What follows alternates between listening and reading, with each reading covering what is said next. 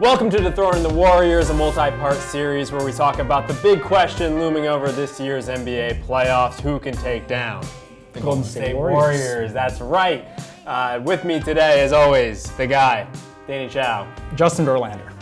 Close enough. We're talking about the Philadelphia 76ers, a little team you might have read about on theringer.com. Danny, we're going to start where we usually do, which is how this team was built. Yep. And I don't know if we have to spend much time on this part of the segment, just because I think you've probably heard about the process at this point.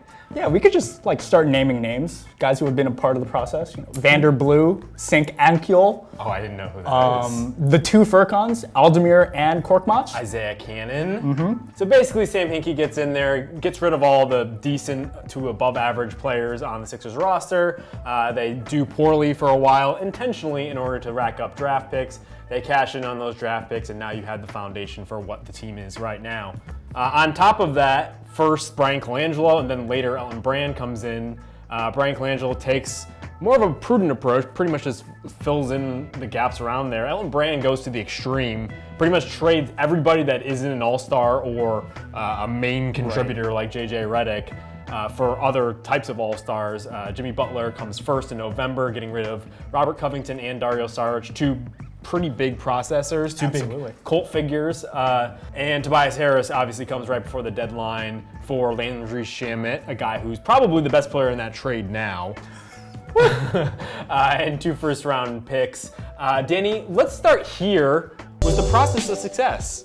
I mean, the process was a success in that it was what allowed Elton Brand to suddenly be like, our window for contention is right now. Yeah. I mean, I think people view the process differently, but I think Hinkie's whole plan was pretty much to expose the flawed incentive system in the NBA, which is if you do poorly, you get the biggest chances at the best players. And there are only so few bites at that apple. He pretty much was trying to create as many bites at the apple as possible.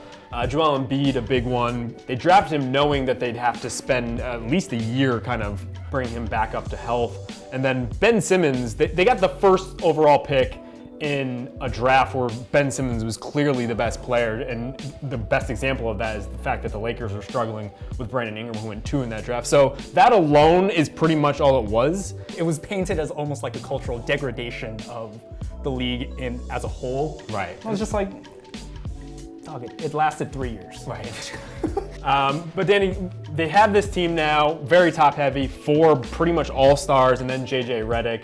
But they really didn't get to play much during the regular season. Take us through kind of some of the early returns for this really star-driven team now. Yeah, absolutely. So the Sixers' 4 best players, Embiid, Simmons, Butler, and Tobias Harris, only spent 178 minutes together on the court in the regular season across 10 games. And so yeah, that's not a lot, but the cool thing is when you look at the numbers and you are a Sixers optimist, they crushed teams during that span. That is fucking cool. Yeah, so they outscore teams by about 19 points per 100 possessions when the 4 of them are on the floor. And it's really just exactly what Elton Brand was looking for. You put 4 guys who can create plays in their own way, put them all on the floor at the same time, and just kind of leverage that talent over the rest of the league. There are only so many teams that can match that amount of star power. And so for the most part, against 25 teams in this league, it's a no-brainer. Right. Unfortunately, when you're in the playoffs, you're probably playing those other 5 teams at a certain point. Right. And we're going to talk about one of those teams, the Warriors specifically. But pretty much their 2 games against the Warriors this season, they didn't have a lot of those guys. And in fact, the Warriors weren't even full strength for all those games, yet again. So their first game was on January 31st. It was a 113-104 win at Oracle. Embiid had, if you just looked at the box score, he had a 25-20 game, something like that. Ben Simmons had a great all-around game. They win the game, certainly, but it kind of showed exactly what the Sixers were lacking at the time. This was before they traded for Tobias Harris. The starters couldn't buy a 3. Right. They shot 26 threes in the game, only hit 6 of them. It's 23%. Wasn't a good look. They had a bunch of guys coming off the bench, Landry Shamet, as we mentioned, even guys who had never really played much, like Jonah Bolden, came in, started shooting threes, and they kind of like balanced out, this kind of mismatched offense that the Sixers often run. And that was kind of the key to their win. It was a very impressive victory at the time. Ben Simmons was really, really great. March 2nd comes around, and they play a nail-biter. It was a 120-117 loss at home.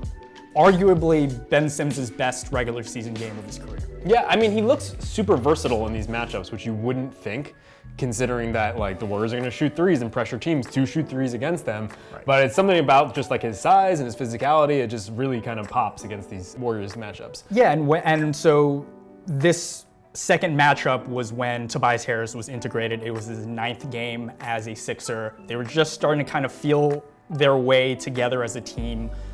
Sure, Embiid wasn't on the court, but you still needed to develop a little bit of that chemistry with Butler and Simmons.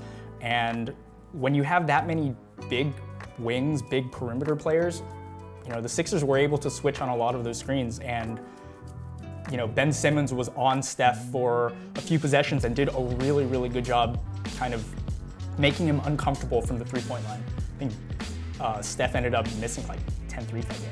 Right. But yeah, it was also a game where you kind of saw the downsides of what this Sixers team is. They've had problems closing games throughout the season. The game was tied at 111, and there was just a less than 2-minute stretch in which they couldn't hit a shot. And they were getting wide open looks for Tobias Harris. They were getting wide open looks for JJ Redick. None of it was dropping, and eventually, if you miss that many shots, the Warriors are going to get you. All right, now we're going to transition to our Achilles heel. I think this one's an easy one. You have 4 potential all-star players on this roster, but from there, it drops off precipitously.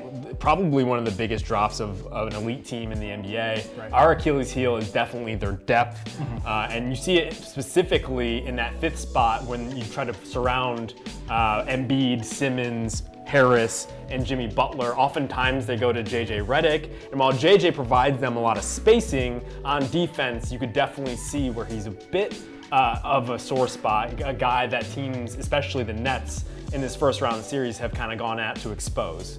Now, JJ, a great colleague here at TheRinger.com, but unfortunately, they're asking a 34-year-old who's more of a specialist at this point in his career, a guy who's always been a specialist. Right, and who will try on defense, but just doesn't have the size.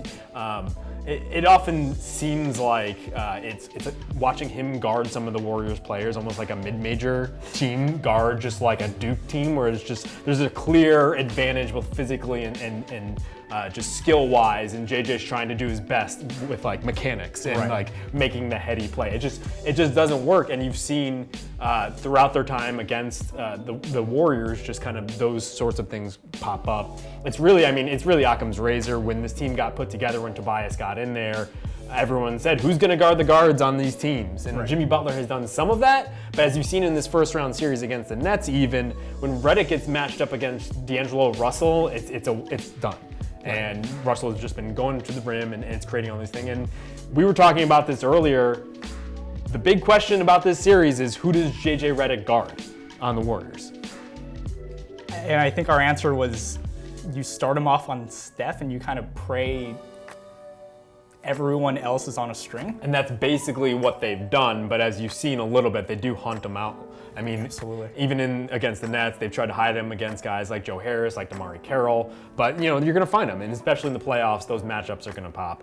But the real reason why JJ Redick is on the floor, especially with this collective of 4 stars, is very obvious, right? Like, he is one of the premier shooters in NBA history, and when you have a guy like Ben Simmons who is not comfortable shooting anywhere outside 5 feet, when you have Jimmy Butler, who has been an inconsistent three-point shooter all his life, and Joel Embiid, who most teams are daring him to shoot, you need some semblance of spacing. You need some semblance of a guy who can possibly stretch out on a possession-to-possession basis.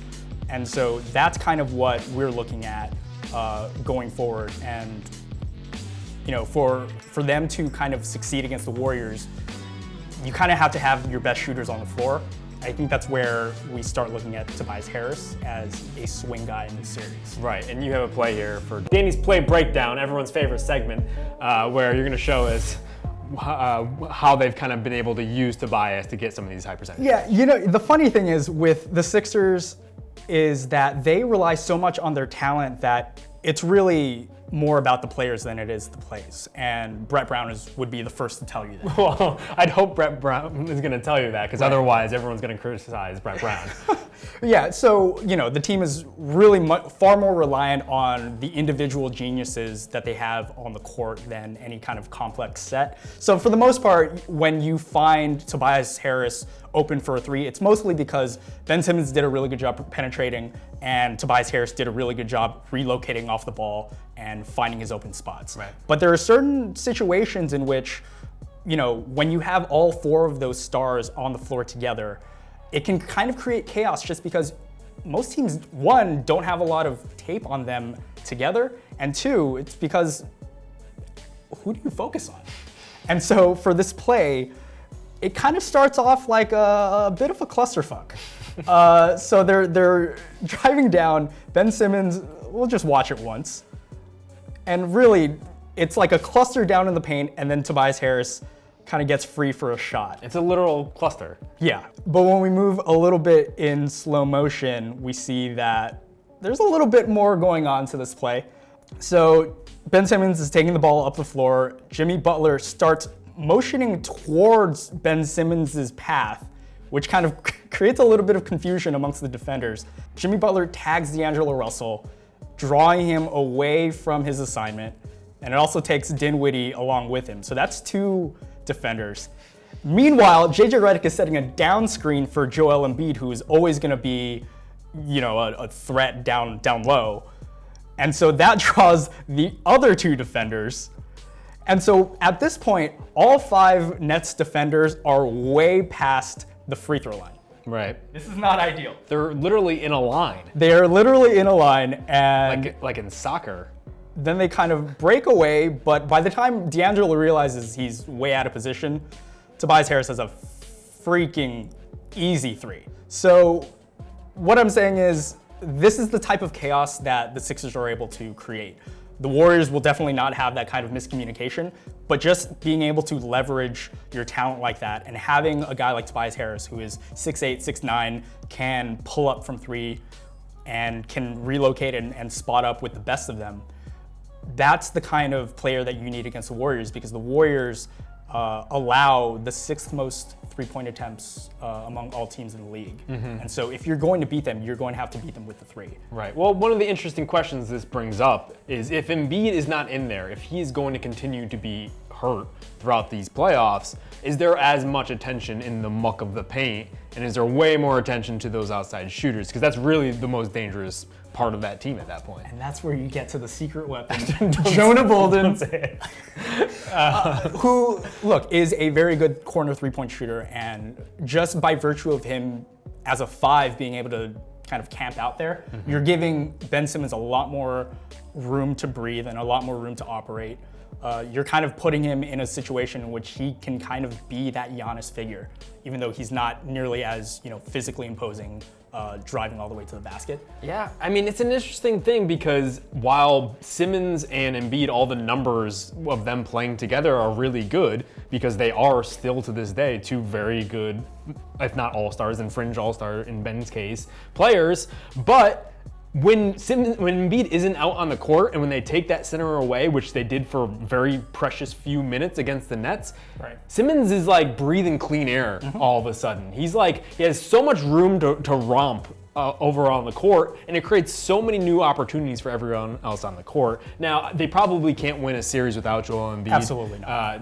And especially not against the Warriors. And especially not if he's not nearly 100%. Right. Like you look at him and he's breathing heavy on a lot of these possessions just because he's not in game shape.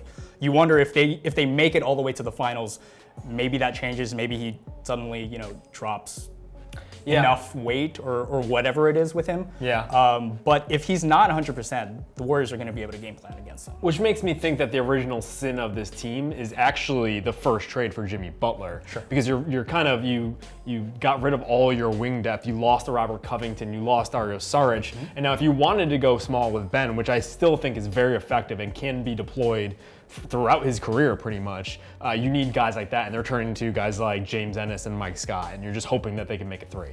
So we're gonna wrap it up here with our Warriors scale. Pretty much how worried the Warriors should be on a scale from 1 to 10. 10 being the most worried, 1 being not so worried. Danny, how worried should the Warriors be about the 76ers? I'm at a 3. Not good. Why is that? Okay, so you have Ben Simmons. You have in Ben Simmons a guy that Draymond's just like, I know exactly how to stop this guy because I am this guy. Right. Right, and Draymond looking very svelte these days, so he can keep up with him a little bit more. You know, there are just too many weak links on this Sixers team. Right. And I don't really know if Brett Brown is the guy who's going to be able to maximize it against the best team in the NBA at the highest level. Yeah, I'm at probably a 2. Same thing. I mean, we've talked a lot about this. I think the big thing that the Warriors create is in those few minutes where you can't put your best guys on the court, the Warriors are still going to have 2 All-Stars, 2 potential Hall of Famers out there. So yeah, not a good look for our Philadelphia 76ers, but a great theme song nonetheless. All right, that's it for us. Be on the lookout for our next video. Should be out there pretty soon. For Danny and for Justin, see you next time.